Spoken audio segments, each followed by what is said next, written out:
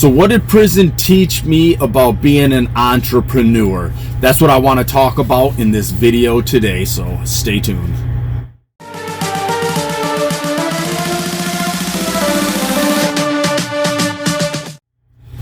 Hey, what's up everybody? This is Leroy and welcome to my channel, 40 and Broke, where we're all about getting out of debt, saving, investing, and getting our finances under control so we can live the life we've always dreamed of.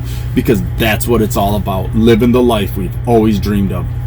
So I'm here today and I wanted to talk about what prison taught me about being an entrepreneur, what it taught me about business.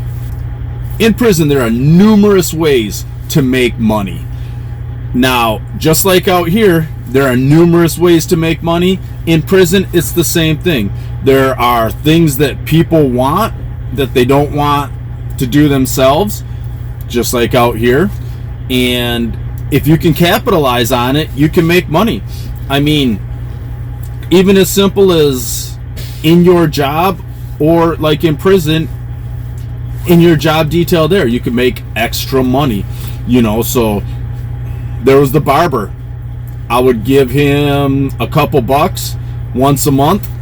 He'd get me called out. I didn't even have to do anything. He'd get me called out and he would trim my hair up and I'd give him a couple bucks and, you know, get my stuff done. And it was something I didn't even have to worry about. He set it all up for me. And then same thing with the laundry guy. Once a week I'd give him my laundry. He would wash my laundry separate in its own during its own cycle, and so that way it wasn't all just jam-packed with everybody else. And he would even fold it and he'd bring it to me, and that would cost me, $5 a month, something like that. And it wasn't too bad. $5 a month, somebody to wash your clothes 4 times a month, once a week. And then so there were little things like that. Like I have said in previous videos, we started a store so people would pay us to have the store. Now, so what were the biggest lessons I learned? Now, here's the thing. You had to learn how to mitigate risk. Just like in a business out here, you got to say, that's too risky, or is the risk worth the payoff? So now in the joint, one of the things that people would do is, if they wanted to break your store and put you out of business, they'd send a bunch of people to come to your store and get a bunch of items and then just not pay you and spin you, and be like, hey, I'm sorry, I don't have the money, I don't have this, I don't have that. So you've got to learn to mitigate risk, and you would have to be like, okay, is it worth the risk with this person or these people or that person over here? It's like, okay, I've got a bunch of these people that I don't really hang out with, that I don't really know, that aren't really in my circle, coming to my store. And it's like, okay, so why are these people coming to my store? And it's like, okay, something's not adding up here. You have to learn to mitigate your risk and just be like, no, sorry, we're done. And because otherwise, now you're going to stab a bunch of people, which whoever they're affiliated with, now you've got beef with them, and it's just a huge ordeal. So then you've got so you're learning to mitigate risk. I'm only going to allow so much risky behavior. Only X percentage of my business will be lent out to people that I don't personally know, or that I'm not certain if this person will, honor their word and pay back what they owe. So you learn to mitigate risk. Another thing you learned, and I want to say the biggest rule that I learned when I started selling stuff like quarter packs and coffee shots, which a quarter pack is, I've said it before, it's a package of cigarettes that had like 7 to 9 cigarettes in it.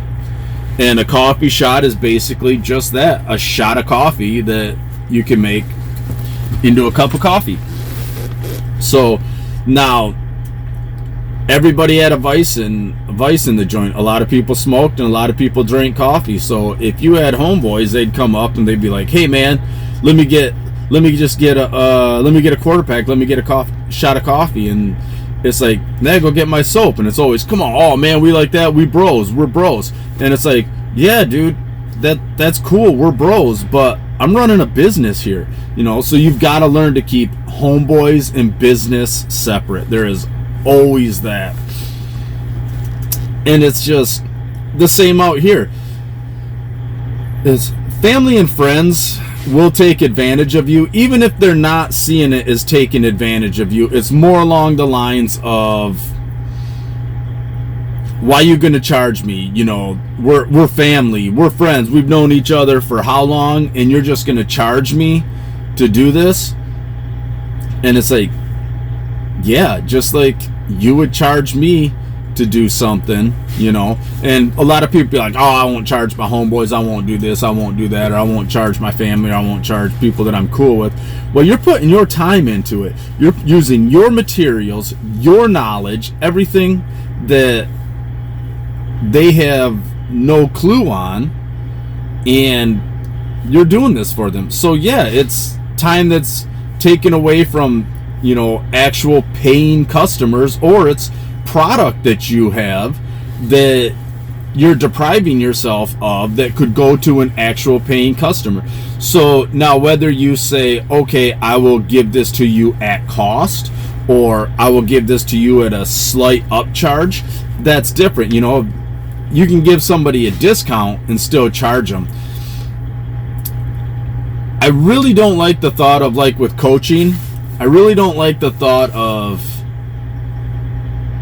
what do you call it, like I don't want to say free consultations or anything, but just doing something for free, because if you don't have any skin in the game, you don't care.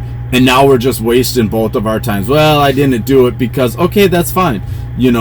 It's, stop wasting my time, we're done here. But if you put money into it, now you've got skin in the game. So it makes you want to work harder, it makes you want to try harder, because you don't want to just waste your money. So prison taught me that you had to be dedicated, you had to learn to mitigate your risks, and you had to learn to keep emotions out of it. That's why you hear all the time, it's not personal, it's business. And it's true, it's not personal, it's business. And the response to that is, well, it's just not personal to you. Well, yeah, that's true, it's not personal to me. Just like anything that's business to you but is personal to me but not to you. So being personal is subjective, it's not objective.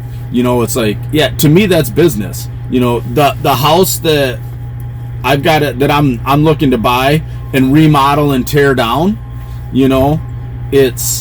those are memories to you, but to me it's a business opportunity. So to sit there and say, well, I don't want you to tear it down because I have all these memories, well, I'm not attached to it like you are. So it's, that is the one thing, you've got to keep emotions out of it, otherwise you'll just get taken advantage of. So you got to learn to mitigate risk. You've got to learn what risks you're willing to take, what ones you shouldn't take, and you've got to learn to be able to distinguish between them, and know when to pull the trigger and when not to. So, but that's what I got there. That's some of the things that prison taught me about being an entrepreneur. So, all right, everybody, have a good one, and I will talk to you later.